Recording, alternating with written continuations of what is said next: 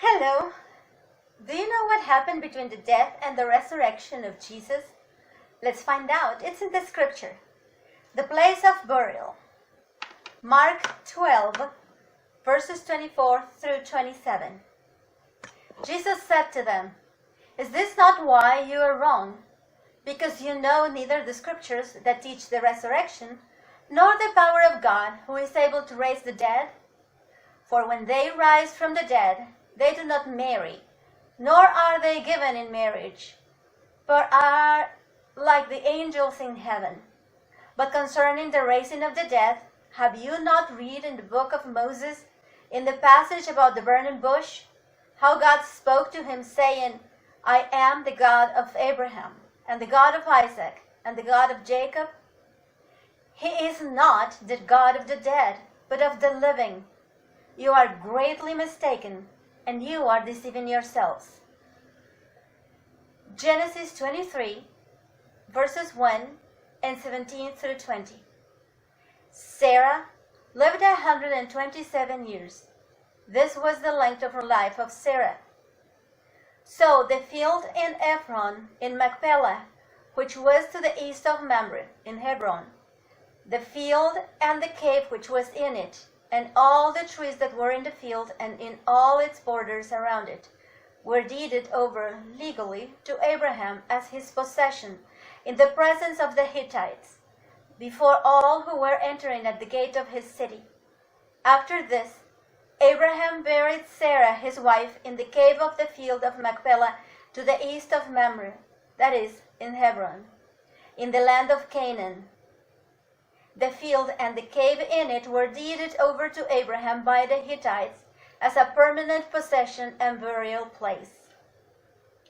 Genesis 25, verses 7 through 10. The days of Abraham's life were 175 years.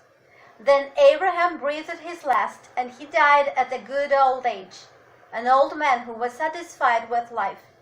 And he was gathered to his people, who had preceded him in death.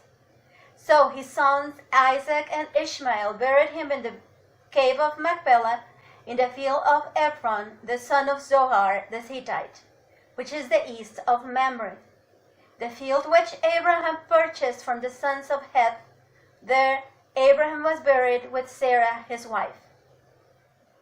Genesis 35, verses 28 through 29. Now the days of Isaac were 180 years.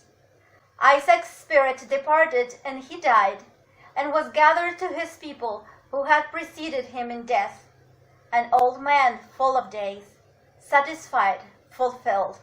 His sons Esau and Jacob buried him in the cave of Machpelah with his parents Abraham and Sarah. Genesis 47, verses 28 through 31. And Jacob lived in the land of Egypt 17 years. So the length of Jacob's life was 147 years. And when the time drew near for Israel to die, he called his son Joseph and said to him, "If now I have found favor in your sight, please put your hand under my thigh and promise to deal loyally and faithfully with me. Please do not bury me in Egypt, but when I lay down with my fathers in death, you will carry me out of Egypt and bury me in their burial place at Hebron, in the cave of Machpelah." And Joseph said, "I will do as you have directed." Then he said, "Swear to me that you will do it." So he swore to him.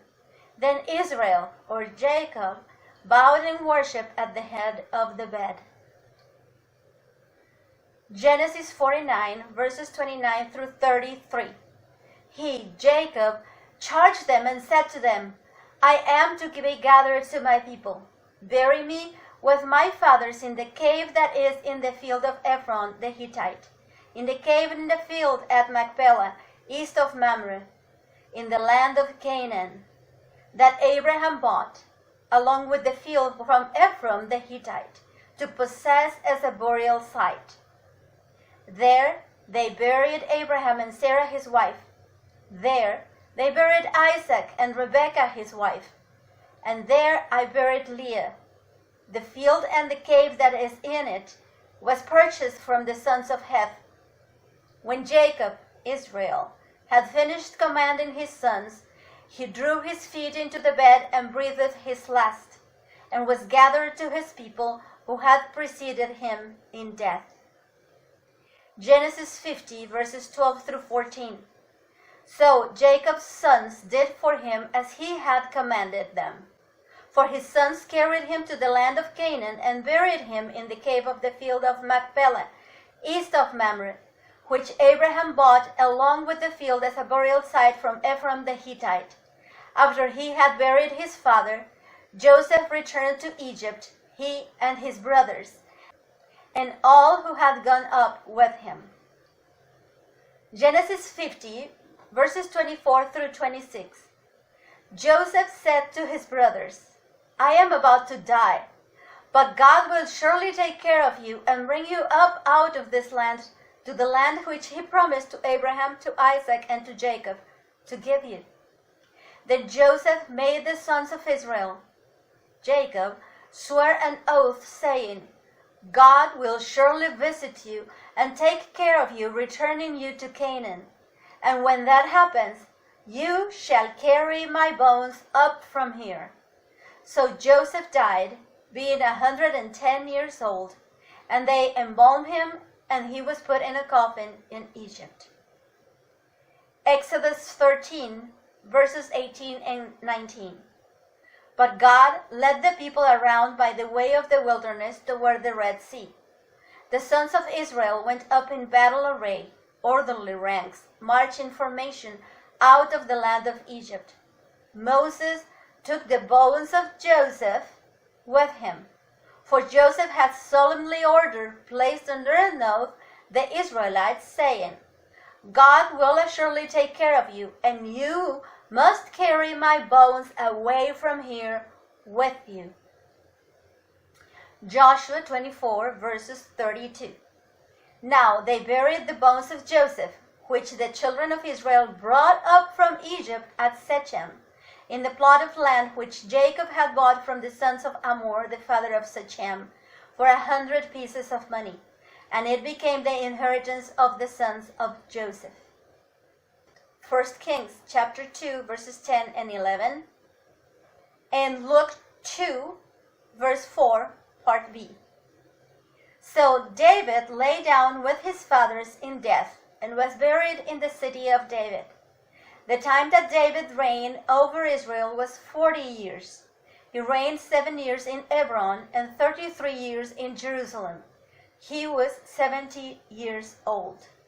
Luke 2, verse 4, part B says, to the city of David, which is called Bethlehem. 2 Chronicles 9, verse 31, part A. And Solomon slept with his fathers in death, and he was buried in the city of his father David. He may have been 60 years old. Have you ever wondered why Abraham, Isaac, Jacob, Joseph, they were all so emphatic in being buried at a certain place?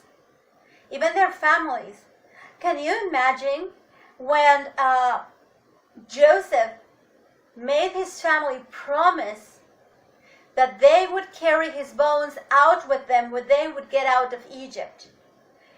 When he died, he was embalmed, and he was in Egypt like close to 400 years, and probably the rest of the patriarchs, his brothers.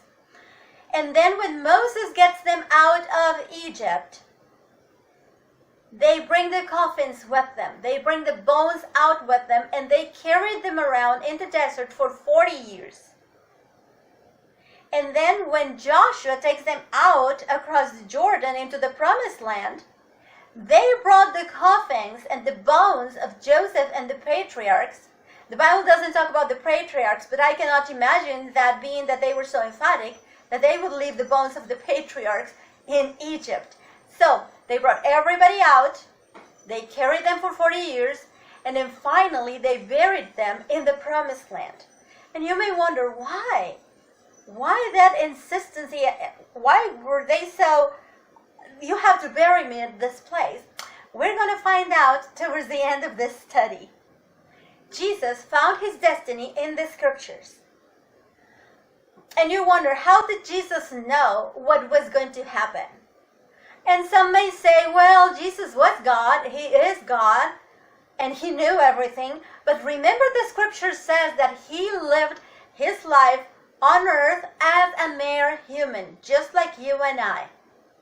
So he had to find himself in the scriptures. Back then, they didn't have a Bible.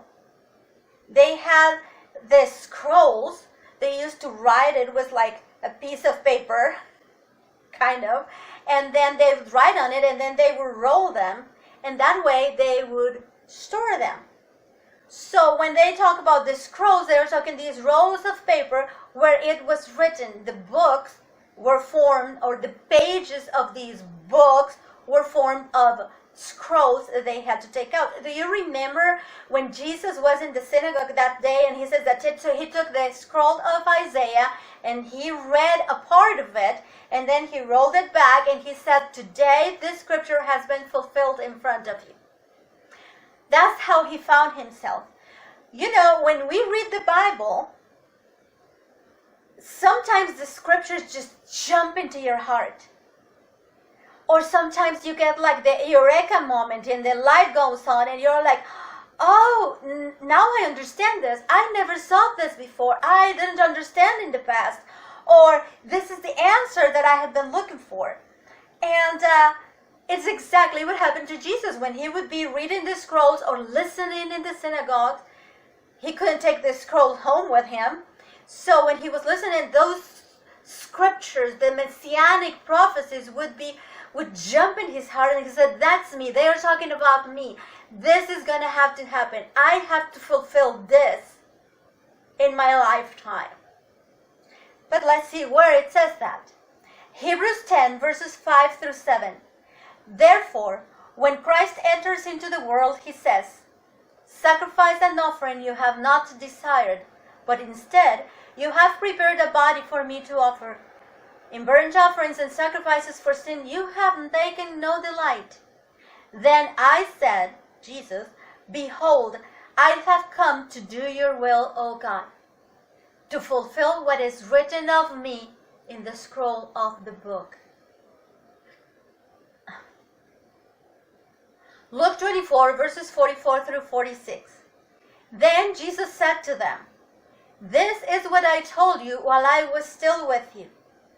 Everything which has been written about me, Jesus said it, in the law of Moses and the writings of the prophets and the Psalms must be fulfilled. Then he opened their minds to help them understand the scriptures and said, and so it is written that the Christ, the Messiah, the Anointed, would suffer and rise from the dead on the third day. Jesus predicted his death and resurrection. Matthew 16 verse 21. From that time on, Jesus began to show his disciples clearly that he must go to Jerusalem and endure many things at the hands of the elders and the chief priests and scribes, the Sanhedrin, Jewish high court, and be killed and be raised from the dead to life on the third day. Matthew 17 verses 22 through 23.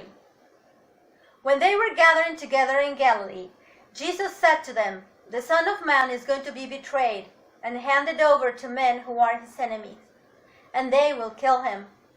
And he will be raised from death to life on the third day. And they were deeply grieved and distressed. Matthew 20, verses 17 through 19. And Jesus was going up to Jerusalem. He took the 12 disciples aside along the way, and he said to them, listen carefully. We are going up to Jerusalem, and the Son of Man will be handed over to the chief priests and scribes, the Sanhedrin, the Jewish high court.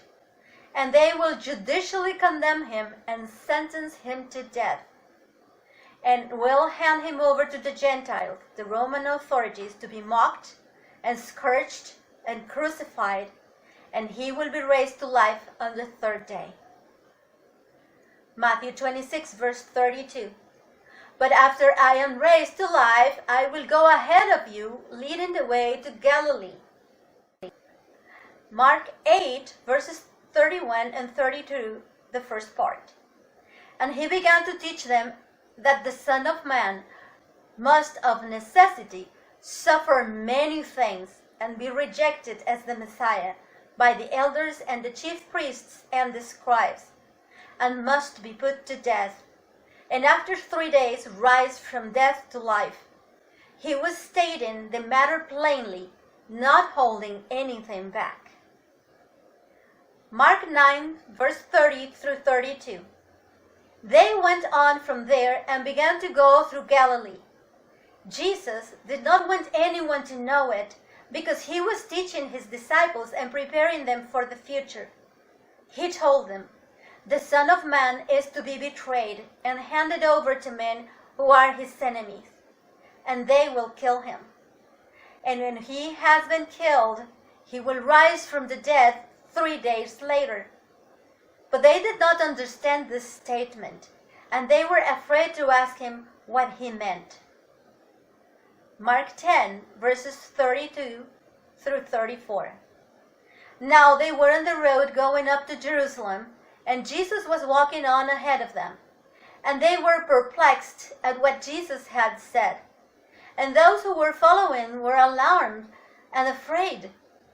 And again he took the 12 disciples aside and began telling them what was going to happen to him, saying, "Listen very carefully. We are going up to Jerusalem, and the Son of Man will be betrayed and handed over to the chief priests and the scribes, and they will condemn him to death and hand him over to the Gentiles, the Romans. They will mock and ridicule him and spit on him and whip him, scourge him and kill him, and 3 days later he will rise from the dead." Mark 14, verse 28. "But after I have been raised from the dead, I will go ahead of you to Galilee." Luke 9, verses 20 through 22. "And he said to them, 'But who do you say that I am?' Peter replied, 'The Christ, the Messiah, the anointed of God.' But he strictly warned and admonished them not to tell this to anyone, saying, 'The Son of Man must suffer many things and be rejected as the Messiah by the elders and chief priests and scribes, the Sanhedrin, the Jewish high court, and be put to death, and on the 3rd day be raised up from death to life.'" Luke 9, verses 42 through 45.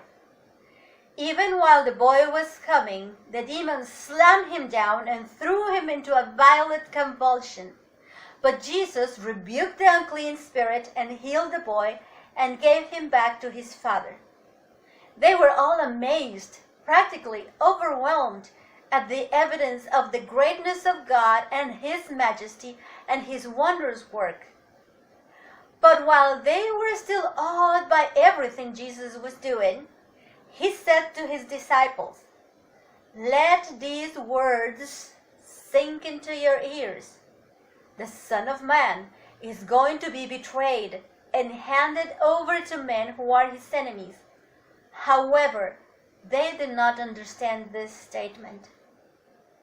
Its meaning was kept hidden from them so that they would not grasp it, and they were afraid to ask him about it.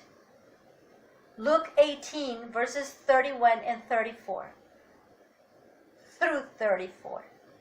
Then, taking the 12 disciples aside, he said to them, "Listen carefully. We are going up to Jerusalem, and all things that have been written through the prophets about the Son of Man will be fulfilled and completed. He will be betrayed and handed over to the Gentiles, the Roman authorities, and will be mocked and ridiculed and insulted and abused and spit on, and after they have scourged him, they will kill him. And on the 3rd day, he will rise from the dead." But the disciples understood none of these things about the approaching death and resurrection of Jesus. This statement was hidden from them, and they did not grasp the meaning of the things that were said by Jesus. John 14, verses 28 through 29. You heard me tell you, I am going away, and I am coming back to you. If you really loved me, you would have rejoiced, because I am going back to my Father, for the Father is greater than I. I have told you now, before it happens, so that when it does take place, you may believe and have faith in me. So we read here in the scriptures that Jesus repeatedly told the disciples that he was going to be betrayed, that he was going to be beaten, spit off, etc., insulted, crucified, he was going to be killed, and that after 3 days, he was going to resurrect. He was going to rise again, back to life. In one scripture, it says that the disciples were sad, but in the other ones, it says that they didn't really understand what he meant by it. The incredible thing is that he told them after 3 days, the Son of Man will rise again. He says, and I will see you in Galilee. Who was waiting for him in Galilee? Nobody. After Jesus was killed, they were hiding. And when he rose from the dead, they didn't believe that he was risen from the dead. Imagine that. Their minds were just obscured, that they couldn't believe it. There was unbelief in their hearts.